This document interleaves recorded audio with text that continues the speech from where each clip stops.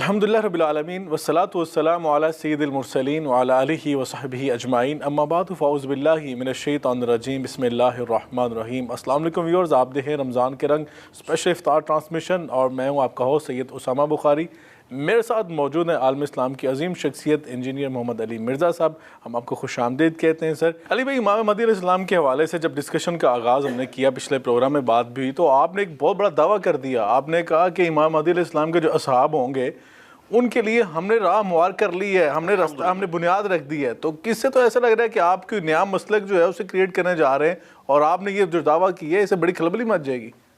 ہم مسلک نہیں کریٹ کر رہے، ہم مسلکوں کی جو تفریق ہے اس کو ختم کر رہے ہیں، اور اس میں سب سے بڑی جو تفریق سنی شیعہ دراڑ ہے، کیونکہ امام مہدی کے ساتھ دونوں فرقے بڑے کلوزلی جڑے ہوئے ہیں۔ اگر امام مہدی شیعہ میں آ جاتے ہیں تو اہل سنت نے نہیں ماننا، وہ تو ٹوائلٹس میں شیعہ کافر کے نعرے لکھتے رہے، اور اگر وہ اہل سنت کے اندر آ جاتے ہیں تو شیعہ نے ان کو ناسبی کہہ دینا۔ اس کے لیے ضروری تھا کہ امام مہدی کے آنے سے پہلے یہ دراڑ فل ہو اور لوگ سنی شیعہ تفریق سے باہر نکلیں، اسلام کے لیول کے اوپر آ کے سوچیں۔ اگر ہم نے کوئی نیا مسئلہ کھڑا کیا ہوتا تو میرے بھائی ہماری کوئی چندہ بک ہوتی، کوئی مسجد ہوتی۔ ہم تو کہہ رہے ہیں نمازیں ساروں کے پیچھے پڑھیں، اور پریکٹیکلی پڑھتے ہیں، صرف کہتے نہیں ہیں، پڑھتے ہیں۔ میں شیعہ کے پیچھے وہ کہتے ہیں علی بھائی کو چندہ بک کی ضرورت نہیں، علی بھائی ایسی باتیں کر کے یوٹیوب سے پیسے لے لیتے ہیں۔ اگر یوٹیوب سے میں پیسے لے رہا ہوں یہ باتیں کر کے، کون بیوقوف ہوگا جو اپنے پر 5 دفعہ مرڈر اٹیمپٹ کروائے، جس نے اپنی لائف کو اتنا کنفائنڈ کیا ہوا ہے کہ وہ پبلک گیدرنگز میں نہیں جاتا۔ میں نے اس دعوت کے عوض اپنی فیملی کی، اپنے دوستوں کی، ان کی فیملیز کی لائف کو ونریبل کیا ہے، ٹھیک ہے، پیسے کمانے کے لیے۔ یہ سب لوگ اپنے کام کرتے ہیں جناب، یہ تو سب لوگ والنٹیئرلی یہ دعوت کا کام لے کے چل رہے ہیں۔ اور اگر پیسے کمانے کے لیے ہوتا تو میں نے ویڈیو ایڈز اپنے سارے 5 منٹ کے بعد آن کیے ہوتے ہیں، اور آج میں کروڑوں روپے کما رہا ہوتا۔ یہ ابھی بھی جو ویڈیو ایڈز چلے ہیں، یوٹیوب نے نومبر 2023 کے اندر اپنی نئی پالیسی لانچ کیا جس میں وہ زبردستی شروع میں چلاتے ہیں، وہ بھی اگر اویلیبل ہو۔ ہماری کسی ویڈیو میں کبھی ویڈیو ایڈ نہیں چلا، اس کی وجہ سے یہ چلنا شروع ہوا، اور وہ بھی شروع میں چلتا ہے اگر اویلیبل ہو، ادروائز پوری ویڈیو میں کوئی ویڈیو ایڈ نہیں چلتی۔ ہم نے اس کو ان چیک کیا ہوا ہے اس حوالے سے، تو یہ معاملہ نہیں ہے۔ اور دوسرا، یہی کچھ اگر میں نے کرنا تھا تو میں کوئی مسئلہ کیوں نہ اڈاپٹ کرتا اور ان کے فرقوں میں جاتا کہ اتنے مشکل طریقے سے پیسے کمانے میں ایک چندہ بک بناتا اور کروڑوں میں کھیلتا۔ تو یہ بات صرف آپ کو کیوں سمجھ آئی، باقیوں کی سمجھ کیوں نہیں آئی؟ یہ تو باقی اللہ تعالیٰ کے حضور خود جواب دہ ہوں گے، سمجھ باقیوں کو بھی ہے، لیکن بہت کم لوگ ہیں جو اس سسٹم کو بریک کر سکتے ہیں، وہ مجبوریوں میں پھنسے ہوتے ہیں۔ میں آپ کو بتاؤں، کئی مسالک کے علماء جب نجی محفلوں میں ہم سے ملتے ہیں وہ کہتے ہیں جی یہ سب گل تہاڈی ٹھیک ہے، لیکن اگر اسی یہ گل کیتی نا ممبر تے، سانوں نہیں پھر چھڈنا انہوں نے۔ ٹھیک، تو انہوں نے اپنے آپ کو نا کوئی جھوٹی تسلیاں دے کے کہ بس ٹھیک ہے، کوئی مجبوری ہے، اس کے اندر ہم نے اپنے آپ کو ایک سیٹل کر کے رکھا ہوا ہے، ادروائز ہم نے اپنے عقیدے ٹھیک کر لیے ہیں۔ میں اپنے جہلم شہر میں ایک ایسے امام مسجد کو جانتا ہوں جو ایک ایسے مسئلے کی مسجد میں نماز پڑھا رہا ہے جن کے بارے میں وہ خود کہتا ہے کہ یار ان کے عقیدوں میں شرک ہے، اور نماز ادھر پڑھائی جا رہا ہے، نماز ادھر پڑھا رہا ہے۔ میں نے کہا کیوں؟ وہ کہتے ہیں یہ اپنا جواب دو گے، میں اپنا جواب دوں۔ تو میں نے کہا ان کو بتاؤ تو صحیح۔ کہتے ہیں بتایا تو مجھے نکال دیں گے، میرے بچوں کا خرچہ کون اٹھائے گا؟ میں آپ کے کیمرے کی وساطت سے کہتا ہوں، مجھے کوئی بندہ اگر IMF سے ایسا بجٹ لے دے جو واپس نہ کرنا ہو، میں آپ کو ایک ہفتے کے اندر ہزاروں نہیں لاکھوں ائمہ مساجد اور علماء ان فرقوں سے نکال کے بتا دوں گا، ان کی تنخواہیں لگا دوں۔ تو IMF کو چھوڑے نا، تو آپ کے پاس جو اتنے ہزاروں کی تعداد میں نوجوان آتے ہیں، انہیں کہنا ہے کہ منتھلی ایسے طے کر لیں جو ایسے علماء کی خدمت کر دی جائے، تو آپ تیار کریں نا، ان کو کیوں نہیں کرتے؟ نہیں، ہم نہیں کریں گے انشاءاللہ تعالی۔ ہماری تو خواہش یہ ہے کہ الٹیمیٹلی خود بخود یہ ائمہ ایک دن آئے گا کہ اس سسٹم سے بغاوت کریں گے، جب ان کی عوام کی اکثریت ان لوگوں پہ مشتمل ہوگی جو فرقہ واریت کو چھوڑ چکے ہوں گے، تو تبدیلی آئے گی۔ پھر تو ابھی اس وقت یہ بہت مضبوط ہیں ان کے۔ ٹھیک ہے، مجھے تو ایسا لگ رہا ہے کہ ایک سیاسی پارٹی کے جو سربراہ ہیں انہوں نے کہا تھا کہ میرا ووٹر جو ہے نا ابھی ماں کی گود میں ہے، جب یہ بڑا ہوگا تب چینج آئے گا۔ تو مجھے ایسا لگتا ہے کہ جو آپ ابھی جو نوجوان نسل تیار کر رہے ہیں، کل کو یہ جو جب بڑے ہوں گے، جب ان کی اولاد آئے گی، ایک پورا جتھا آپ کا تیار ہو جائے گا۔ تو امام خمینی نے انقلاب جو برپا کیا وہ اسی طریقے سے کیا تھا۔ تو کیا آپ اپنے آپ کو امام خمینی تصور کر رہے ہیں؟ نہیں، میں تو ان کو بہت بڑی پرسنالٹی مانتا ہوں، اور میں تو ان کے سامنے کچھ بھی نہیں ہوں۔ انہوں نے تو اس ماڈرن دور کے اندر بہت بڑی کرامت کر کے دکھائی ہے۔ اس ماڈرن دور کے اندر اتنا بڑا انقلاب برپا کر دینا، یعنی آپ کرامت کے قائل ہو گئے پھر؟ جی میں کرامت کا قائل ہوں۔ ہم اپنے پلیٹ فارم کو خود کرامت سمجھتے ہیں کہ ایک بندہ ایک کمرے میں ایک کیمرے کے ساتھ دنیا کے سارے فرقوں کو للکارے اور ان کی پبلک ان کو چھوڑ کے اس شخص کے ذریعے رسول اللہ کے ساتھ اٹیچ ہو جائے. تو یہ کل کو آپ کے فالوورز کہیں گے, کل جب یہ آپ نے کہا کہ آپ کا پلیٹ فارم بھی کرامت ہے, تو کل کو آپ کے فالوورز بھی کہیں گے ہمارے جو لیڈر تھے وہ آپ کو بابا بنا کے کہیں گے یہ ہمارے بابوں کی کرامت ہی. نہیں, وہ اس لیے نہیں بابا بنائیں گے کہ اس میں سے نکالیں گے کچھ نہیں نا. میرے جو اسٹوڈنٹس ہیں وہ میرے استقبال میں کھڑے نہیں ہوتے, نعرے نہیں مارتے, اس طرح کا تو کوئی معاملہ نہیں ہے. مزار وہ نہیں بنائیں گے, اس کی وجہ یہ ہے کہ ہم لوگ مزاروں کے خود مخالف ہیں, تو ایسا کبھی نہیں ہوگا. لیکن وہ نعرے نہیں مارتے, لیکن کمنٹس کے اندر تانے ضرور مارتے ہیں. کیا کہتے ہیں؟ وہ کہتے ہیں کہ جو علی بھائی نے جو کہہ دیا وہ بالکل ٹھیک ہے, جو آپ نے کہا بالکل غلط ہے. وہ علی بھائی نے جو کہا ہوتا ہے نا, علی بھائی نے نہیں کہا ہوتا, وہ بخاری مسلم اور قرآن کا حوالہ ہوتا ہے. تو اگر وہ نہیں کہیں گے تو اپنا ایمان ختم کر لیں گے. اور میرے بارے میں جو کہا جاتا ہے میں اتنا اوور کانفیڈنٹ ہوں, میں اوور کانفیڈنٹ نہیں ہوں. میں کانفیڈنٹ ہوں کہ قرآن و سنت میں جو آیا وہ حق ہے. آپ مجھے دنیا جہان کے بزرگوں کی کوئی بات بتائیں, اگر قرآن و سنت کے مطابق نہیں میں اسے ریجیکٹ کروں گا.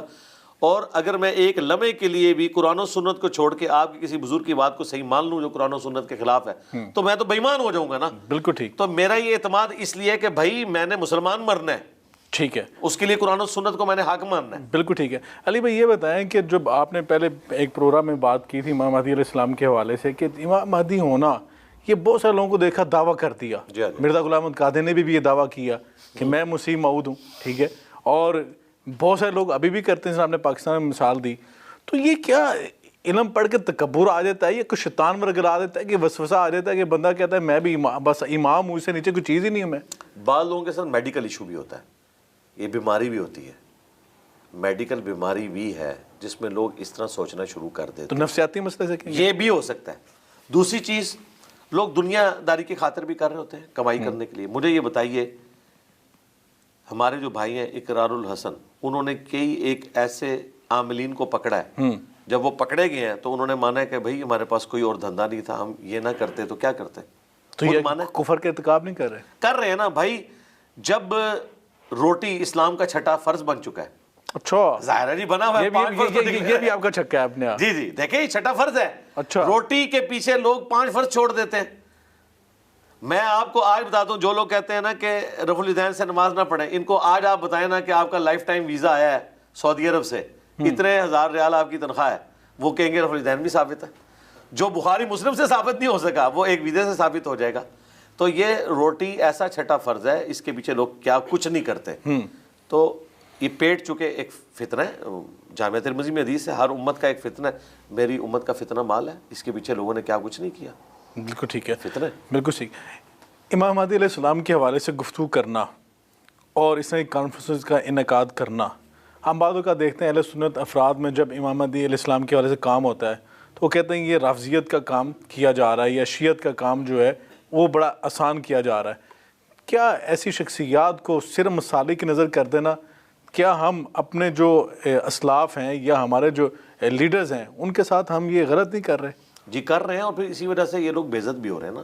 اب تو لوگ پڑھ لکھ گئے ہیں. ہم نے جب اہل البیت کا مقدمہ بخاری مسلم سے پیش کیا, قرآن سے پیش کیا, تو جن لوگوں نے کہا کہ یہ انجینئر صاحب جو ہے یہ شیعت پھیلا رہے ہیں, رافضیت پھیلا رہے ہیں, تو پھر انہی کی اولادوں نے کہا کہ حضرت آپ نے ہمیں بتایا تھا کہ بخاری مسلم اہل سنت کی کتابیں, تو انجینئر صاحب مجرم نہیں ہے, پھر مجرم تو بخاری مسلم ہے. اور اگر اہل سنت بخاری مسلم سے دستبردار ہوتے ہیں, if there is no Bukhari Muslim there is no Sunit, Sunit تو کھڑی اس کے اوپر ہوئی ہے. ٹھیک. تو یہ جو جذباتی جملے ہیں نا, یہ ان کے اپنے خطبوں میں چل جائیں گے, لیکن جیسے ہی آپ دیکھیں یہ پریکٹیکلی سامنے آتے ہیں کسی ایسے فورم کے اوپر جہاں انہیں کوئی علمی بات کرنی پڑتی ہے, وہاں پھر اس طرح کے جملے نہیں بول سکتے, کیونکہ لوگ پھر کہتے ہیں یار یہ کیا بات کریں, کوئی علمی بات کرو, اس بندے نے یہ بات کی ہے. آپ دیکھیں نام لیے بغیر, میں پچھلے سال رمضان نشریات کے اندر ایک ٹی وی چینل کے اوپر گیا جہاں مختلف مسالک کے لوگ, جی ٹاپک تھا امام حسن علیہ السلام کے اوپر, اور وہاں پہ وہ آ کے تو اینٹی شیعہ گفتگو کرنا شروع ہو گئے, بجائے امام حسن کے اوپر گفتگو کرنے کے کہ بھئی ان کے اسلام کے لیے جو کنٹریبیوشن ہے, ان کے جو فضائل ہیں وہ بیان کرتے. کوئی حضرت ابوبکر کے فضائل بیان کر رہا ہے, کوئی یعنی کہ ہم نے اپنی مرضی سے تقسیم کر دیا نا, اہل بیت کو شیعوں کا پلڑے میں ڈال دیا, اور کبھی اس ٹاپک پہ بات کی نہیں ہے تو وہ کیسے کریں. چلو یار اب آئے تھے تیاری کر کے آتے, اور اس میں مجھے دکھ سے کہنا پڑتا ہے کہ اہل حدیث عالم بھی بیٹھے ہوئے تھے. جب میری باری آئی تو میں تو ایک لائن سے شروع ہوا, میں نے فر قرآن پاک سے شروع ہوا، 3 دلائل پیش کیے، پھر میں نے بخاری مسلم سے ترتیب سے احادیث بیان کی، کرتے کرتے یہ ساری باتیں ہوئیں. تو اب جب انہوں نے دیکھا یہ تو بندہ امام حسن پہ بات کر رہا ہے اور ایک ایک چیز کا ریفرنس دے رہا ہے، تو سب نے اپنے اپنے موبائل نکال لیے. اب حوالے اب آخری وقت میں تو آپ کو پتا ہے پیپروں میں جو پڑھے وہ فیل ہی ہوتا ہے. تو بس اس پروگرام میں فیل ہو گیا. آپ وہ صلح حسن والا پروگرام آپ دیکھ لیں، اس میں پھر میں نے صلح حسن کو ڈسکس کیا، سب کچھ کیا. باقی لوگ تو بیچارے کبھی ادھر کی بات کر رہے تھے کبھی ادھر کی، پھر الٹیمیٹلی میرے اوپر چڑھ دوڑے. یعنی کہ پھر آپ کی اس بات سے مطلب یہ نکلتا ہے کہ ہم نے دین کا علم بھی اپنی پسند اور ناپسند کی بیس پر ہی ہم نے حاصل کیا ہے. جی فرقوں میں جب یہ چیز بڑھ چکی ہے تو یہی کچھ تو ہونا تھا.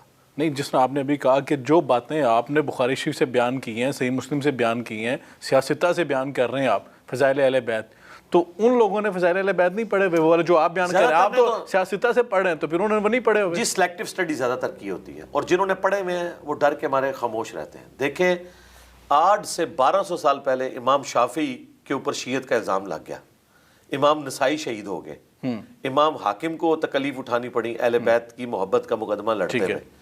تو بھائی اگر 1200 سال پہلے یہ حالت تھی، آج تو یہ 1200 سال کا بھی آپ گیپ بیچ میں شامل کر لیں، تو کون لوگ ہیں جو جرت کریں گے کہ اس طرح کی بات کریں. آج میرے پاس اگر سوشل میڈیا کا پلیٹ فارم نہ ہوتا، یہ دعوت اسی کمرے میں دفن ہو جانی تھی. یہ تو سوشل میڈیا کی برکت ہے کہ ہر جگہ چلی گئی ہے اور وہ ہر چیز الٹ گئی ہے. بالکل ٹھیک ہے. علی بھائی، قرآن پاک نے کہا ادعو الی سبیل ربک بالحکمت والموعظۃ الحسنۃ وجادلہم باللتی ہی احسن. مجادلہ جو آخری سٹیج ہے اس میں کہا کہ احسن سپرلیٹو ڈگری کے ساتھ اس میں حسن ہونا چاہیے. لیکن بعض اوقات آپ کے اوپر یہ اعتراض کیا جاتا ہے کہ جب آپ دوسرے مسالک کے بزرگوں کی بات کرتے ہیں تو آپ بہت زیادہ سخت الفاظ استعمال کر جاتے ہیں. تو یہ تو مجادلے کی ایک سٹیج ہوتی ہے، تو اس میں حسن ہونا چاہیے، تو آپ سخت الفاظ کیوں استعمال کرتے ہیں؟ میرا یہ دعویٰ ہے کہ میرے سوا کوئی شخص حسن کے ساتھ مجادلہ کرتا ہی نہیں ہے. اچھا جی، اور میں ثابت کروں گا. میں نے آج تک کسی فرقے کو کہا یہ کافر ہے. ہمارے مخاطبین جو ہمیں سمجھاتے ہیں وہ سارے ایک دوسرے کو کافر کہتے ہیں. آپ کا دعویٰ کہ باب شاہی کوئی نہیں. سرکار میں ادھر آؤں گا نا، پہلے تو میں بتانے لگوں کہ آپ کے بابوں کا فیض یہ ہے، آپ نے ان سے یہ علم حاصل کیا ہے کہ آپ ایک دوسرے کو کافر کہتے ہیں. ہمارا کوئی اسٹوڈنٹ کسی فرقے کو کافر نہیں کہتا، الٹا ان کے پیچھے نمازیں پڑھتا ہے. یہ بقول آپ کے اس بابے کی تربیت ہے، ٹھیک ہے، اور آپ کے بابوں کی تربیت یہ تھی. آسان طریقے سے میں مجادلہ کر رہا ہوں.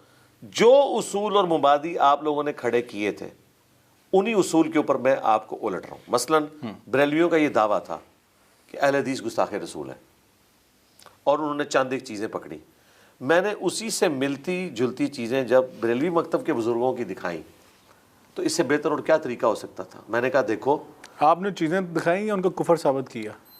دکھائیں ان کو کہ آپ کے اصول میں تو گستاخی ہے. دیکھیں بریلوی جب کہتے تھے کہ اشلی تھانوی صاحب نے تھانوی رسول اللہ کلمے کو انڈورس کیا اپنے مرید کے حق میں، ٹھیک، تو میں نے چشتی رسول اللہ نکالا. اب ہونا تو چاہیے تھا فوراً کہتے کہ وہ بھی غلط یہ بھی غلط، یہ آئیں شائیں شروع ہو گئے. مجادلے کا سب سے بہترین طریقہ ہے کہ پہلوان کو آپ نے اس کے زور کے اوپر گرانا ہے. ٹھیک، یہی کچھ میں نے دیوبند کے ساتھ کیا. انہوں نے کہا بریلوی قبروں سے مانگتے ہیں.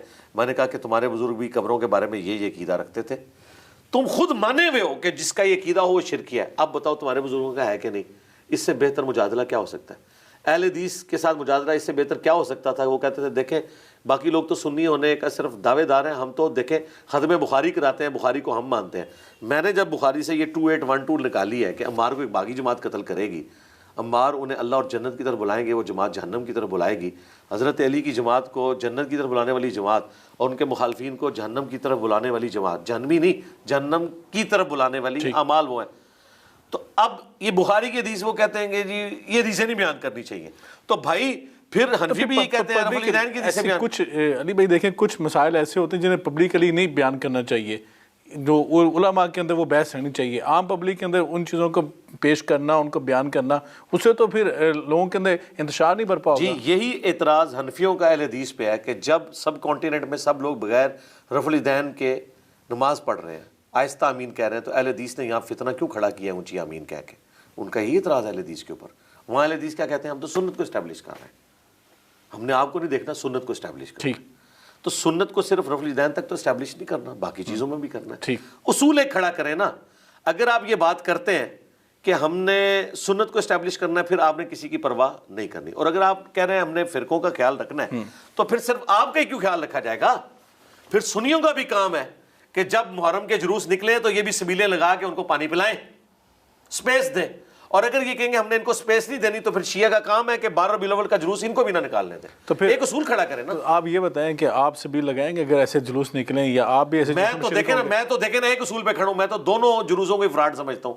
میں کہتا ہوں پروگرام ہونے چاہیے کنٹرول انوائرمنٹ کے اندر, وہ آپ کریں. پھر وہی آگے کہ جو کام وہ کرتے ہیں وہ کام آپ بھی کریں. نہیں, میں نے کہا کہ دونوں ہی غلط کر رہے ہیں, تو میں تو ایک جگہ ایک دوسرے کو کہہ رہے ہیں نا غلط کر رہے ہیں, تو آپ نے دونوں کو کلی طور پہ کہہ دیا دونوں غلط. جی میں اس لیے کہہ رہا ہوں کہ ایک نے کہا یہ غلط کر رہا ہے, اس نے کہا وہ غلط کر رہا ہے, تو میں نے اس کی بھی تائید کر دی, اس کی بھی تائید کر دی کہ دونوں ٹھیک کہہ رہے ہو.